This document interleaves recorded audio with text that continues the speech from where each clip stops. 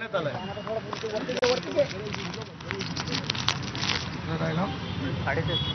अरे यार क्या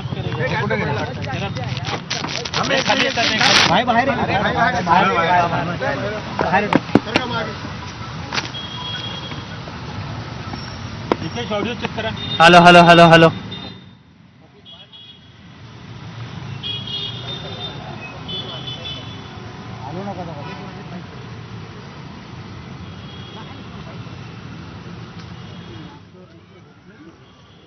तर उपमुख्यमंत्री एकनाथ शिंदे आता माध्यमांशी संवाद साधणार आहेत. सकाळीच ठाकरे बंधूंचा मेळावा पार पडलेला आहे आणि त्या मेळाव्याच्या पार्श्वभूमीवर आता उपमुख्यमंत्री नेमकं काय बोलतात पाहणं महत्वाचं असेल.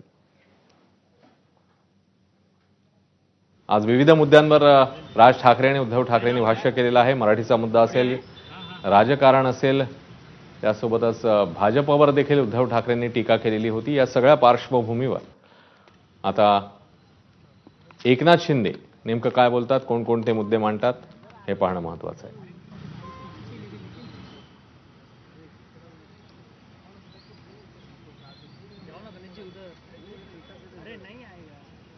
एकनाथ शिंदेने एका कार्यक्रमात जय गुजरात असा नारा दिलेला होता आणि त्यावरून देखील जोरदार चर्चा जी झालेली आहे, राजकीय मतमतांतर समोर आलेले आहेत. त्या पार्श्वभूमीवर आता एकनाथ शिंदे पुन्हा एकदा काही बोलणार आहेत का? त्यांनी काल प्रेस कॉन्फरन्स घेऊन पत्रकार परिषद घेऊन आपली भूमिका मांडलेली होती आणि त्याच्यानंतर आज पुन्हा एकदा मेळाव्यामध्ये देखील हा मुद्दा निघालेला होता. त्यानंतर आता एकनाथ शिंदे काय बोलतात का यावर, याकडेही सगळ्यांचं लक्ष. आज दोन्ही ठाकरे बंधूंचा विजय मेळा होता. महायुती सरकारने जी हा जो रद्द केला होता हिंदी सक्ती विरोधात, काय वाटतं यांनी काय फरक पडणार का? आणि खास करून पुष्पाचा डायलॉग या ठिकाणी तुम्हाला खरं म्हणजे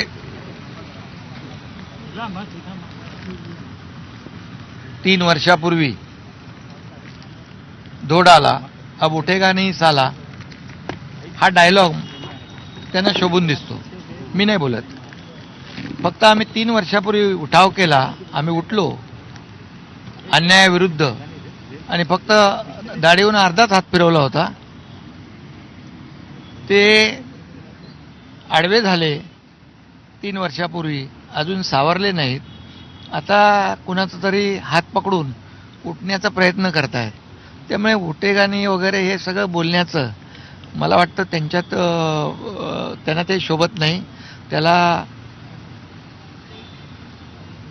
मनगटात जोर लागतो, फक्त तोंडाच्या वाफा सोडून होत नाही. त्यामुळे मी एवढंच सांगेन की एकाने मराठीबद्दल असलेली जी काही तळमळ बोलून दाखवली आणि दुसऱ्याने सत्तेसाठी आणि खुर्चीसाठी असलेली मळमळ बोलून दाखवली. झेंडा नाही, अजेंडा नाही असं काही लोक म्हणत होते, पण एकाने मात्र एका वक्त्याने त्यातल्या ते पत्ते पाळलं, पण दुसऱ्याने स्वार्थाचा झेंडा आणि सत्तेचा अजेंडा रंगशारदाच्या भाषणात निवडणुकीच्या भाषणाप्रमाणे बोलून दाखवला. त्यामुळे हा फरक आहे. आणि यामध्ये मराठीबाबत जर बोलायचं झालं तर त्यांनी राज्यगीत म्हटलं, सुरुवात केली अभिमानाने, अभिनंदन त्यांचं. कारण ते राज्यगीत जे आहे महाराष्ट्राचं, ते मी मुख्यमंत्री असताना ते राज्यगीताला मान्यता दिली, राज्यगीत सुरू केलं आणि त्या राज्यगीताने त्यांनी सुरुवात केली. त्याचबरोबर मराठी भाषेला अभिजात भाषेचा दर्जा जेव्हा मी मुख्यमंत्री होतो, मी, देवेंद्रजी, अजितदादा आमच्या टीमने ते मराठी भाषेला अभिजात भाषा देण्याचा निर्णय घेतला आणि प्रधानमंत्री मोदी साहेबांनी त्याला तात्काळ मान्यता दिली, होकार दिला. मला जाऊ द्या, माझ्यावर तर तुम्ही रोज टीका करता, पण ज्यांनी अभिजात भाषेचा दर्जा मराठीला दिला त्यांनाही तुम्ही सोडलं नाही. त्यामुळे आजचं जे काही मेळावा जो होता की मराठी भाषेसाठी, मराठी माणसांसाठी, त्यांच्या भाषणातून एक आगपकड होती, द्वेष होता, जळजळ होती, मळमळ होती, ती दिसून आली. आणि त्यामुळे मराठीसाठी आम्ही काय केलं, मराठीसाठी आणि त्यांनी काय केलं? मराठी माणूस मुंबईच्या बाहेर फेकला का गेला? मराठी टक्का कमी कमी का होत गेला?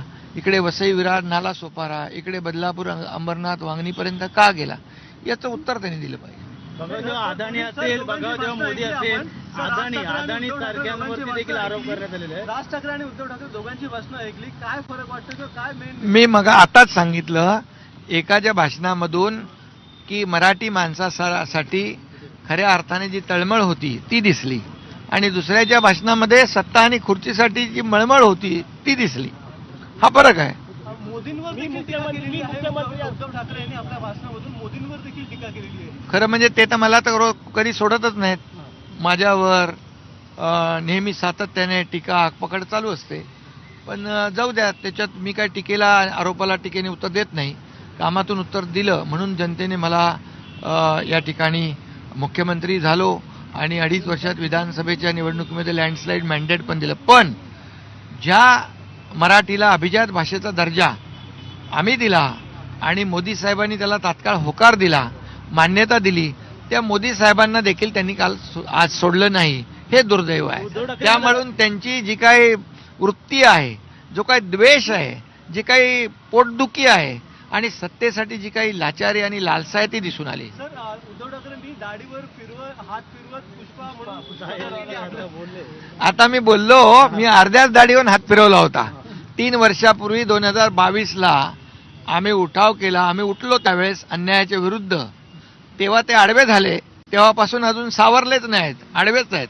आता कुणाचा तरी हात धरून उठण्याचा केविलवाना प्रयत्न करतायत. दोन्ही बंधू हे तुम्हाला काय आजच्या या भाषणामधून पत्रकारांनी देखील टिपला असेल. त्यामुळे दोन्ही बंधू एकत्र येण्यासाठी एकत्र आलो आणि जर दाढीवर पूर्ण असा हात फिरवला असता तर काय झालं असतं याचा विचार त्यांनी करावा. काय म्हणाले, फ्लॉवर का फायर, ते पुढच्या निवडणुकीमध्ये कळेल. दोन्ही बंधू एकत्र येण्यासाठी एकत्र आलोय असं उद्धव ठाकरे म्हणतात. का वाटतं ही निवडणुकीची पूर्ण? अरे बाबा, लोकशाहीमध्ये मी कालच म्हणालो, लोकशाहीमध्ये कुणालाही कुणाच्या बरोबर पण युती आघाडी करण्याचा अधिकार आहे. त्यामुळे निवडणुका जशा जशा जवळ येतील तशा तशा अनेक घटना आपल्याला दिसतील. त्यामुळे माझ्या सगळ्यांना शुभेच्छा मी काल दिलेल्या आहेत. राजकीय अजेंडा नको असं राज ठाकरे देखील म्हणाले. कोणता झेंडा नको, मात्र कुठेतरी राजकीय पुन्हा उन्ही भांडी. पण त्यांनी राज ठाकरेंनी ते पाळलं. त्यांनी मराठीबद्दल जी काही तळमळ होती मनातली ती बोलून दाखवली. परंतु झेंडा नको, अजेंडा नको, तर दुसऱ्यांनी मात्र स्वार्थाचा झेंडा आणि सत्तेचा अजेंडा पूर्णपणे बोलून दाखवला. मग त्यांच्या मनामध्ये काय, ओठात काय ते पोटात काय ते ओठावर आलं. त्यामुळे मराठी माणसाचं खऱ्या अर्थाने जी अपेक्षा होती तो अपेक्षा भंग झाला. खरं म्हणजे आम्हाला वाटलं होतं की ते पहिले येऊन माफी मागतील, कारण हिंदी अनिवार्य करण्याचं काम त्यांच्या मुख्यमंत्री काळातच झालं होतं. त्यामुळे त्यांनी तो डॉक्टर माशेलकर साहेबांचा अहवाल स्वीकृत केला, मान्यता दिली, सगळं दिलं. आम्ही तर अनिवार्य हा शब्द काढून टाकला आणि त्याला हिंदीला स्थगिती देऊन टाकली. GR रद्द केले मुख्यमंत्री महोदयांनी. त्यामुळे आम्हाला वाटलं होतं की त्यांनी केलेल्या चुकीचं कुठंतरी परिमार्जन करायला माफी मागतील. पण यांच्याकडून काय अपेक्षा आहे, तर पूर्णपणे राजकीय त्यांनी ते व्यासपीठ का आखाडा बनवला होता. बाळासाहेबांचे खरे विचार कोणाच्या अंगी आहेत. त्यांचं म्हणणं की ठाकरे हे आता ब्रँड आहेत, मात्र येणाऱ्या काळात ठाकरे ब्रँड आहे का ठाकरे हा विचार आहे, काय सांगा? अरे बाबा, बाळासाहेबांचे विचार 2019लाच सोडले ना, म्हणून तर त्यांना जनतेने धोपटलं ना. विधानसभेत त्यांची जागा दाखवली ना, म्हणून तर आम्हाला 60 आमदार निवडून दिले ना. त्यांनी 100 लढवून 20च आले ना. लोकांनी महाराष्ट्रातल्या जनतेने बाळासाहेबांचे विचार सोडल्यानंतर खुर्चीसाठी 2019ला जो लोकांच्या बरोबर महाराष्ट्रातल्या जनतेच्या बरोबर विश्वासघात केला, हिंदुत्वाशी विश्वासघात केला, बाळासाहेबांच्या विचारांशी विश्वासघात केला, त्याचं त्यांना जनतेने त्यांची शिक्कामोर्तब केला ना, त्यांना त्यांची जागा दाखवून. बाळासाहेबांनी एकत्र आलेलं आहे, पण फडणवीसांनी एकत्र आणलं तसं त्यांनी विधान केलेलं आहे.